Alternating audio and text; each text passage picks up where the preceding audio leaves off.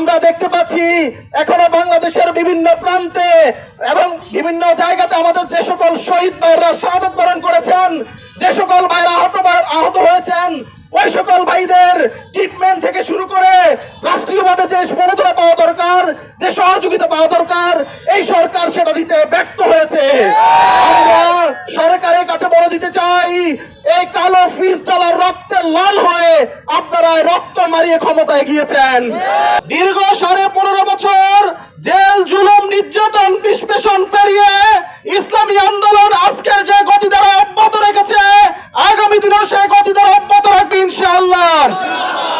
আওয়ামী সরকারের দুঃশাসন, গুম, খুন, নির্যাতনের মধ্য দিয়ে ইসলামী রাষ্ট্রকে আজ একটি ব্যর্থ রাষ্ট্রতে পরিণত করেছে। আমরা তাই ছাত্র জনতা এদেশের অবৈধ ফ্যাসিবাদ জুলুম সরকার, আওয়ামী সরকার শেখ হাসিনাকে বাংলাদেশ থেকে বয়কট করেছে। আমরা দেখেছি আওয়ামী সরকার শেখ হাসিনা বাংলাদেশ থেকে পলায়ন করলেও ভারতে বসে এখনো বাংলাদেশকে নিয়ে নানানমুখী ষড়যন্ত্রে লিপ্ত রয়েছে। আমাদের বিভিন্ন ছাত্র বন্ধু ভাইদেরকে গুপ্ত হামলা করছে, তারা আমাদেরকে অস্ত্রের ভয় দেখায়। তারা জানে না আমরা বুকে গুলি ধারণ করা শিখে গেছি। তারা আমাদেরকে আগুনের ভয় দেখায়। তারা জানে না আমরা আগুনে ঝাঁপ দেওয়া শিখে গেছি। তারা জানে না আমরা ইব্রাহিম আলাইহিস সালামের উত্তরসূরি। সংগ্রামী সাথী এবং বন্ধুগণ, আমরা দেখতে পাচ্ছি দ্বিতীয় স্বাধীনতার আজকে 6 মাস অতিক্রম হলেও বাংলাদেশের ছাত্র জনতা, গুলিবিদ্ধ আহত শহীদ ভাইদের এখনো কোনো বিচার হয়নি। এখনো আমরা দেখছি স্বৈরাচারের প্রেতাত্মারা এখনো রাস্তায় ঘুরে বেড়াচ্ছে। আমরা এদেশের প্রশাসন এবং উপদেষ্টা মন্ডলীর সদস্য ভাইদের উদ্দেশ্যে বলতে চাই, অবিলম্বে ওই সকল স্বৈরাচার আওয়ামী দুঃশাসনের নেতাদেরকে বিচারের আওতায় এনে দৃষ্টান্তমূলক শাস্তির ব্যবস্থা করবে। আমি উপস্থিতি আমরা দেখতে পাচ্ছি আমাদের শিক্ষাঙ্গন জগন্নাথ ইউনিভার্সিটিতে আমাদের এক বোন লাঞ্ছিত হয়েছে।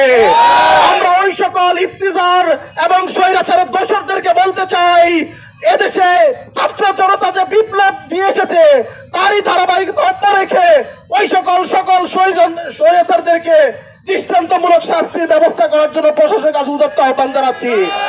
সংগ্রামী সাথী এবং বন্ধুগণ, এদেশে আমরা যে দ্বিতীয় যে স্বাধীনতা জুলাই বিপ্লবের মধ্য দিয়ে, অভ্যুত্থানের মধ্য দিয়ে যে হয়েছে, এই স্বাধীনতাকে ইসলামী ছাত্র শিবির যথার্থভাবে বুকে ধারণ করে স্বাধীনতার সার্বভৌমত্ব অত্যন্ত প্রহরী হিসাবে ভূমিকা রাখবে ইনশাআল্লাহ। বাংলাদেশের বিভিন্ন পয়েন্টে পয়েন্টে এখনো চাঁদাবাজি, টেন্ডারবাজি, লুটপাট চলছে।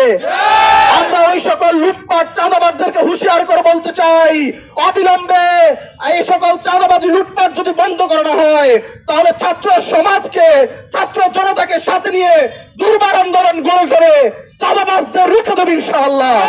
সংগ্রামী সাথী এবং বন্ধুগণ, আমরা দেখতে পাচ্ছি এখনো বাংলাদেশের বিভিন্ন প্রান্তে এবং বিভিন্ন জায়গাতে আমাদের যে সকল শহীদ ভাইরা শাহাদাত বরণ করেছেন, যে সকল ভাইরা আহত হয়েছেন, ওই সকল ভাইদের ট্রিটমেন্ট থেকে শুরু করে রাষ্ট্রীয়ভাবে যে প্রণোদনা পাওয়া দরকার, যে সহযোগিতা পাওয়া দরকার, এই সরকার সেটা দিতে ব্যর্থ হয়েছে। আমরা সরকারের কাছে বলে দিতে চাই, এই কালো ফ্রিজ ডালার রক্তে লাল হয়ে আপনারা রক্ত মারিয়ে ক্ষমতায় গিয়েছেন, আপনারা উপদেষ্টা হয়েছেন। তাই আপনাদের কাছে উদাত্ত আহ্বান করে বলতে চাই, অবিলম্বে এই আওয়ামী দুঃশাসন ফ্যাসিবাদের দোসর ছাত্রলীগ, ছাত্রলীগকে যেভাবে নিষিদ্ধ করা হয়েছে তেমনি তাদের ফিতা যুবলীগ এবং আওয়ামী লীগকে নিষিদ্ধ করতে হবে। তাদের সকল ধরনের কার্যক্রম বন্ধ করতে হবে। তাহলে এই একটি সুন্দর সমাজ বিপ্লবের মধ্য দিয়ে ইসলামী আন্দোলন এবং ছাত্র জনতাকে সাথে নিয়ে দুর্বার আন্দোলন গড়ে সুন্দর একটি সমাজ বিনির্মাণিত করবে ইনশাআল্লাহ।